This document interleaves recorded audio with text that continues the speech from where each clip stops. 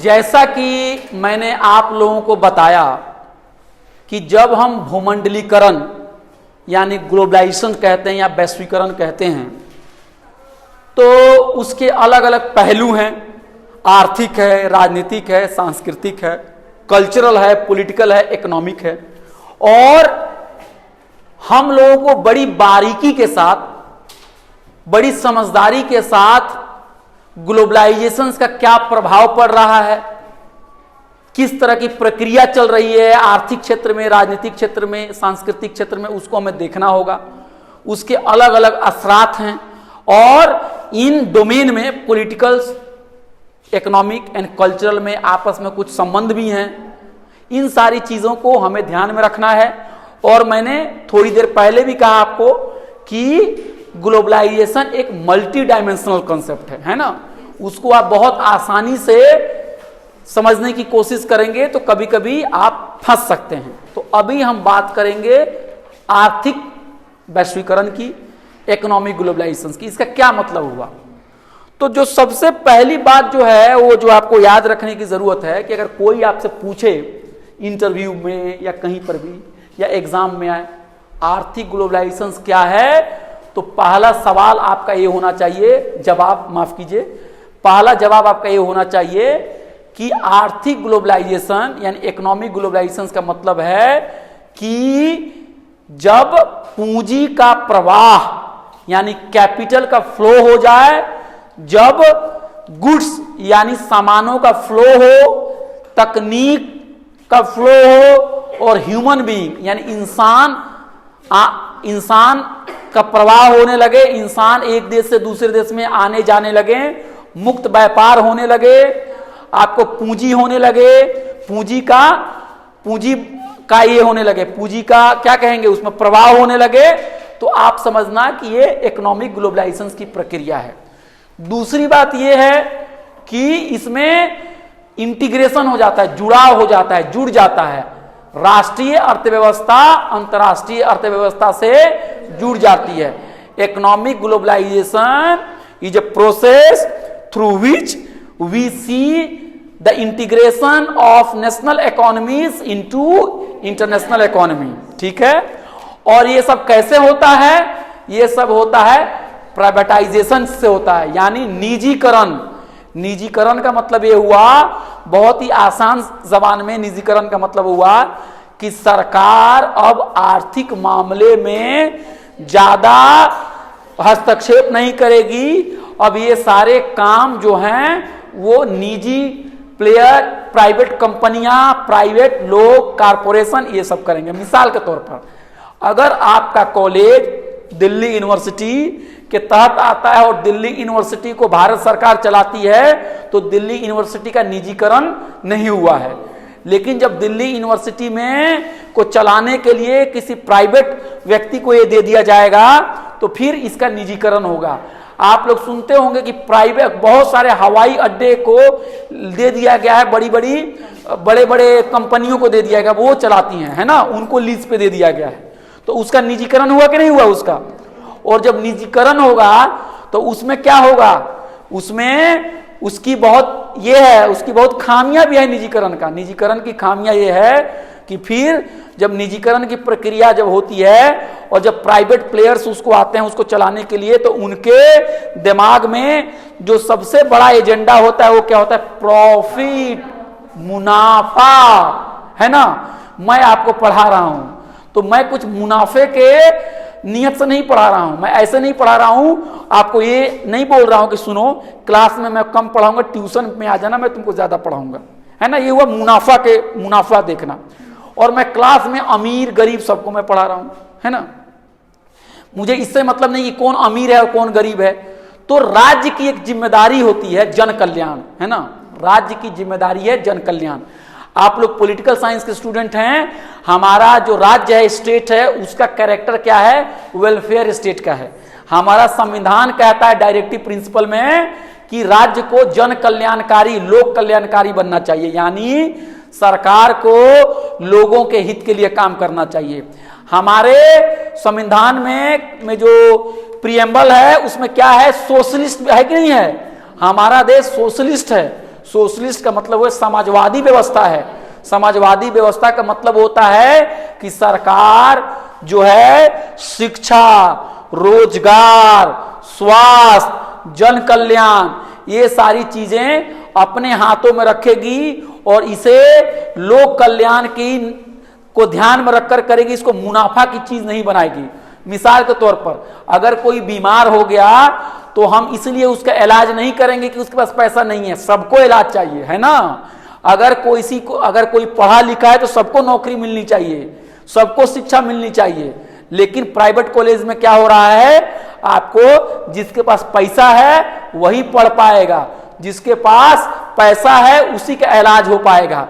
और हमारे देश में गैर बराबरी है, जात पात पर आधारित गैर बराबरी है, इसलिए हमारे देश में क्या है, रिजर्वेशंस है, ताकि जो कमजोर वर्ग के लोग हैं उनके साथ भेदभाव जो हो रहा है उसको कम किया जाए और उनको रिजर्वेशंस दिया जाए ताकि वो बराबरी हासिल कर सकें और वो भी भारत के नागरिक बन पाएं और भारत के विकास में रोल अदा करें। लेकिन जब निजीकरण की प्रक्रिया होती है तो उसमें क्या होता है, रिजर्वेशंस भी नहीं होता है।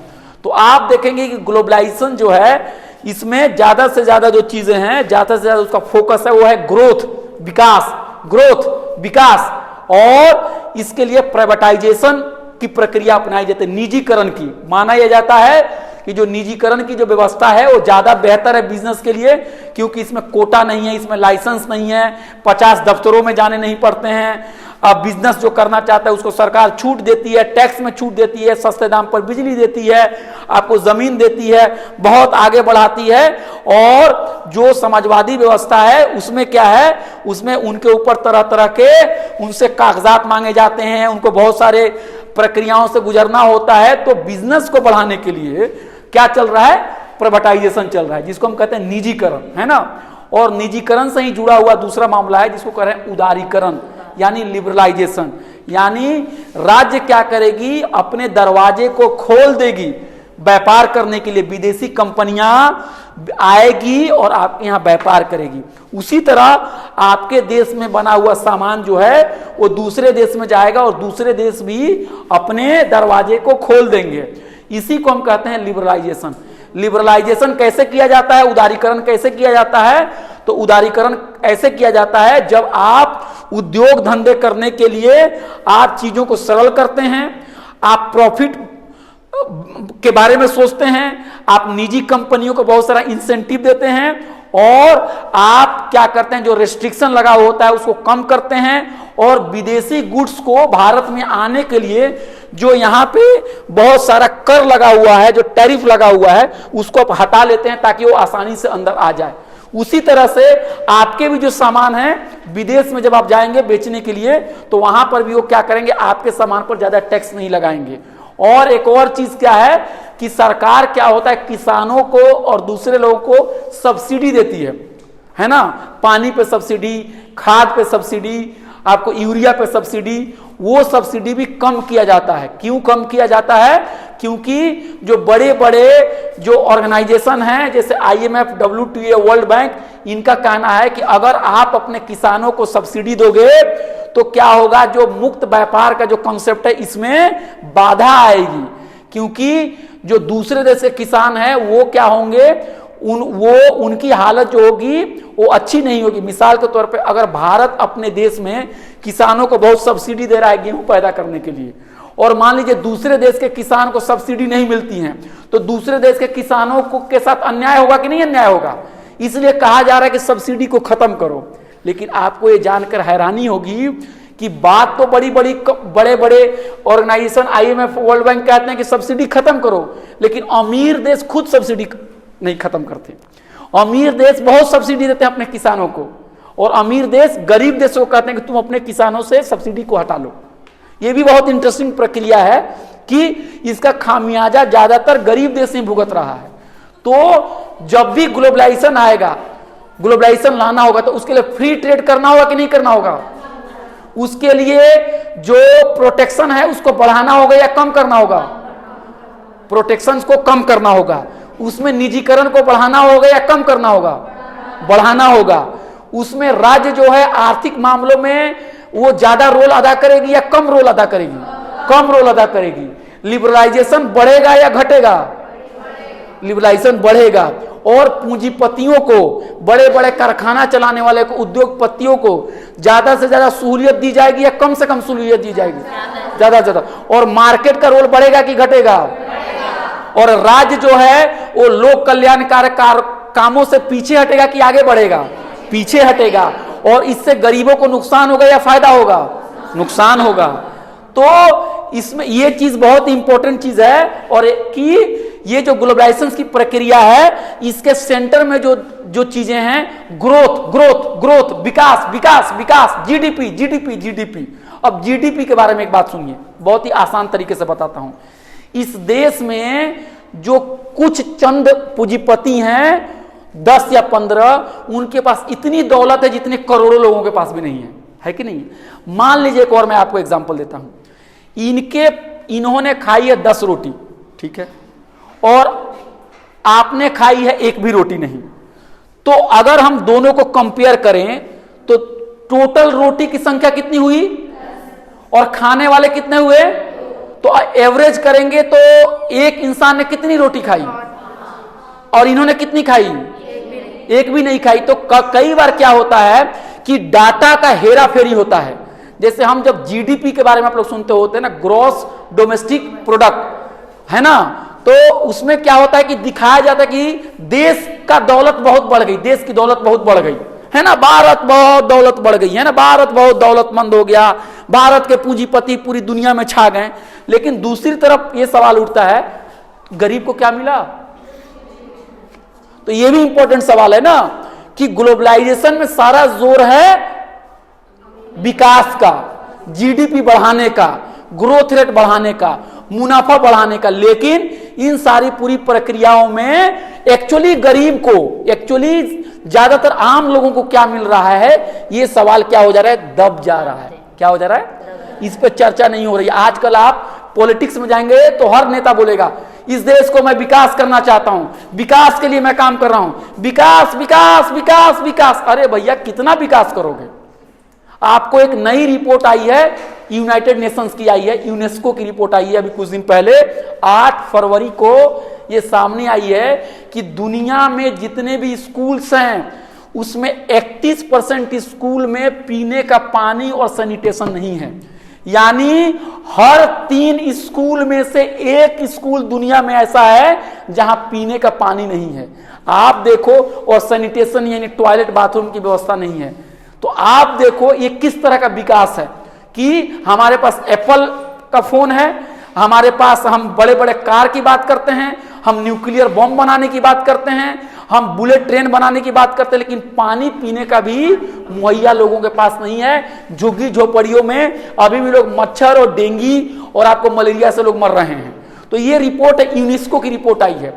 तो ये जो ग्लोबलाइजेशन की पूरी प्रक्रिया है, इसके ऊपर भी सवाल उठ रहे हैं, बहुत सारे सवाल उठ रहे हैं। और इसलिए आप देखेंगे कि पूरी दुनिया में ग्लोबलाइजेशन के खिलाफ विरोध भी हो रहा है कि ये गरीबों को गरीब कर रहा है ना, और अमीरों को अमीर कर रहा है, और ये क्या कर रहा है, ये फोर्स्ड है, फोर्स्ड, ये लोगों के ऊपर थोपा जा रहा है। मतलब जो बड़ी बड़ी दुनिया की जो बड़े बड़े संस्थाएं हैं जो गरीब देशों को पैसा देते हैं, वो उनसे कहते हैं कि तुम अपने देश की पॉलिसी ऐसा बनाओ, तुम अपने देश से सब्सिडी खत्म करो, तुम शिक्षा पर सब्सिडी मत दो, तुम प्राइवेट कॉलेजेस को लाओ। अभी हमारे भारत में फॉरेन यूनिवर्सिटी आ रही है। क्या आ रही है? 2 साल 4 साल 5 साल में फॉरेन यूनिवर्सिटी आ जाएंगी। अभी यूजीसी के चेयरमैन ने एक इंटरव्यू भी दिया और कहा है कि 5 साल के अंदर में फॉरेन यूनिवर्सिटी खुल जाएगी। अब आप बताओ, आप उस फॉरेन यूनिवर्सिटी में गरीब आदमी पढ़ पाएगा? कितनी फीस होगी? उस फॉरेन यूनिवर्सिटी में क्या रिजर्वेशन मिलेगा? पता नहीं। आप समझ रहे हो? क्योंकि प्राइवेट कंपनियों में रिजर्वेशन नहीं मिलता है। प्राइवेट कंपनियां इसी देश की मिट्टी का इस्तेमाल करती हैं, इसी देश के पानी का इस्तेमाल करती हैं, इसी देश के लोग काम करते हैं, इसी देश के संसाधन का इस्तेमाल करते हैं। लेकिन इसी देश के जो गरीब, दलित, पिछड़ा महिलाएं हैं, उनको रिजर्वेशन देने से वो भागते हैं, क्योंकि उनको लगता है कि रिजर्वेशन के चक्कर में पड़ेंगे तो हमारा प्रॉफिट कम हो जाएगा। हमारा मेन मोटो है प्रॉफिट प्रॉफिट प्रॉफिट, विकास विकास विकास। एक ने खाया 100 रोटी और दूसरे ने खाया एक भी रोटी नहीं, लेकिन कहा जा रहा है कि दोनों ने 50-50 रोटी खा ली। कैसे हुआ भाई, ये तो एक भी नहीं खाया। इसलिए डाटा का बड़ा हेर फेर है। सरकारें भी बहुत सारे डाटा के साथ क्या करी, हाथ की सफाई दिखा रही है। तो आप देखेंगे कि ग्लोबलाइजेशन की वजह से क्या हो रहा है कि राज्य जो है वो लोक कल्याणकारी कामों से पीछे हट रहा है। इनइक्वालिटी यानी गैर बराबरी बढ़ रही है और सोशल डिवीजन बढ़ रहा है, यानी समाज के अंदर में अमीर और गरीबी की जो खाई है उसको कम करने के बजाय और बढ़ते चला जा रहा है। कोई यहाँ पे कॉलेज में आएगा तो मर्सिडीज कार से आ रहा है और कोई इस कॉलेज में ऐसा आ रहा है जिसको चाय पीने के लिए और 2 रोटी खाने के लिए भी पैसे नहीं है। किसी के पास बहुत ही बहुत पैसा है, 4-4 गाड़ियां हैं, और किसी के पास 5,000 रुपए का फीस देने के लिए पैसे नहीं है। तो एक सोशल डिवीजन बढ़ रहा है। और दूसरी चीज क्या है कि बहुत सारे लोगों का एक कहना है कि ग्लोबलाइजेशन की प्रक्रिया से न सिर्फ अमीरी गरीबी बढ़ रही है बल्कि अंतर्राष्ट्रीय स्तर पर जो वित्तीय मामलों में एक स्टेबिलिटी होनी चाहिए थी, है ना। एक स्टेबिलिटी को क्या कहते हैं हिंदी में, स्टेबिलिटी को मतलब स्थिरता होनी चाहिए, वो भी स्थिरता नहीं हो रही है। क्यों स्थिरता नहीं हो रही है? क्योंकि अगर कोई चीज पैदा होती है तो जब मार्केट में बिकेगी नहीं तो फिर वो कंपनी कैसे चलेगी। यानी किसी भी कंपनी को चलाने के लिए, उसको सफल होने के लिए उसका प्रोडक्ट बिकना चाहिए कि नहीं बिकना चाहिए। मान लीजिए कि आपने शर्ट बनाया, शर्ट कि भाई ये शर्ट है, तो शर्ट को खरीदने वाले भी तो लोग चाहिए। जब लोगों के पास पैसा ही नहीं होगा, लोग जब गरीब हो जाएंगे तो शर्ट नहीं खरीदेंगे, तो कंपनियां भी एक दिन के बाद क्राइसिस में जाएगी। फिर क्या होगा, लोन लेना, तो इधर से पैसा लेना, 50 तरह का हेरा फेरी चलता है और जो अर्थव्यवस्था होती है वो क्राइसिस में चलती चली जाती है। यानी एक सफल अर्थव्यवस्था वही है जहां पे लोग भी खुशहाल हैं, मजदूरों की भी हालत ठीक है। जहां आम जनता की हालत ठीक नहीं है, मजदूरों की हालत ठीक नहीं है, जहां लोगों की क्रय शक्ति घट रही है, जहां लोगों की सैलरी घट रही है, जहां पे लोगों को रोजगार नहीं है, वो अर्थव्यवस्था जो है वो भी वो क्राइसिस में आ जाएगी। तो ये कहा जा रहा है कि ग्लोबलाइजेशन में जोर है पैदावार, पैदावार, पैसा बढ़ाओ, पैसा कमाओ, मुनाफा कमाओ, जीडीपी, ग्रोथ, ग्रोथ, विकास, विकास। लेकिन लोगों को क्या मिल रहा है, लोगों को कितनी नौकरी मिल रही है, लोगों को कितनी मजदूरी मिल रही है, कितना शिक्षा पे काम हो रहा है, हेल्थ पे काम हो रहा है, इस पे ध्यान ज्यादा नहीं है। इसीलिए सोशल डिवीजन बढ़ रहा है और गरीब देश और गरीब हो रहे हैं। और कुछ लोगों का कहना है कि ये रीकोलोनाइजेशन है, यानी उपनिवेशवादी व्यवस्था जो है वो फिर से आ रही है। एक उपनिवेशवादी व्यवस्था थी कि डायरेक्ट हमारे और आपके ऊपर जो विदेशी लोग शासन करते थे, फिर 1940 और 50 के करीब में उन्होंने कहा बाय बाय, हम चल रहे हैं, आप आजाद हैं। लेकिन अब वो लोग इनडायरेक्ट तरीके से अपना पैसा आपके मुल्क में लगाते हैं, आपके देश की अर्थव्यवस्था की जो पॉलिसी होती है उसको तय करते हैं और पर्दे के पीछे से वो क्या कर रहे हैं, सब कुछ तय कर रहे हैं। इसलिए ये रीकोलोनाइजेशन भी है, एक तरह से फिर से दोबारा एक तरह से एक उपनिवेशवादी दौर आ रहा है। और इसीलिए आप देखेंगे कि ग्लोबलाइजेशन भी बढ़ रहा है और उसके विरोध में भी पूरी दुनिया में लोग आवाज बुलंद कर रहे हैं कि ग्लोबलाइजेशन में कमियां हैं, हम ग्लोबलाइजेशन नहीं पसंद करते हैं। और ये इस तरह के आंदोलन हर जगह हो रहे हैं। इसलिए कुछ लोगों का कहना है कि ग्लोबलाइजेशन के अंदर में बहुत दिक्कत है और सरकार को चाहिए कि सरकार सोशल सेफ्टी दे लोगों को। सोशल सेफ्टी यानी सरकार लोगों के जन कल्याण के लिए भी काम करें। जैसे आपने सुना होगा इस तरह की बातें कि ग्रोथ विथ ह्यूमन फेस, विकास चाहिए लेकिन विकास के साथ साथ एक मानवीय चेहरा भी उस विकास का होना चाहिए। तरक्की का मतलब ये नहीं है कि लोग मर जाएं। आप बहुत सारे धार्मिक किताबों में पढ़ेंगे, आप बाइबल में पढ़ेंगे, कुरान में पढ़ेंगे, वहां पे इस तरह के जिक्र है कि तुम्हारा अगर पड़ोसी भूखा है तो तुम्हारे लिए तुम्हारा खाना जायज नहीं है, तुम्हें अपने पड़ोसी के बारे में भी सोचना होगा। आप आ रहे हैं ना मेरी बात? तो इसी तरह से क्या है, कोई भी विकास, कोई भी समाज आगे नहीं बढ़ सकता है अगर उसका पड़ोसी भूखा है। कोई भी देश आगे नहीं बढ़ सकता है अगर उस देश में लोग बेरोजगार हैं, उस देश में लोग नौकरी के लिए धक्के खा रहे हैं, खाने के लिए नहीं है। इस क्लास के अंदर में कोई 1000 रुपए का खाना ऑर्डर करके खाए और कोई 2 रोटी नहीं खा सकता है, वो समाज आगे नहीं बढ़ सकता है। इसलिए ग्लोबलाइजेशन के, इस आर्थिक ग्लोबलाइजेशन के बहुत सारे आलोचक भी हैं, लेकिन इसके कुछ समर्थक भी हैं। इसके कुछ समर्थक है, उनकी दलील भी जान लीजिए। उनके समर्थक जो ग्लोबलाइजेशन के सपोर्टर हैं, उनका कहना है कि नहीं, जो पुरानी व्यवस्था थी, जो सोशलिस्ट व्यवस्था थी, वो व्यवस्था ठीक नहीं है, क्योंकि उसके अंदर में क्राइसिस आ गया था, वो संकट से चला गया था। अब हमको ग्लोबलाइजेशन अपनाना है। ग्लोबलाइजेशन जो है इसको कोई रोक नहीं सकता है।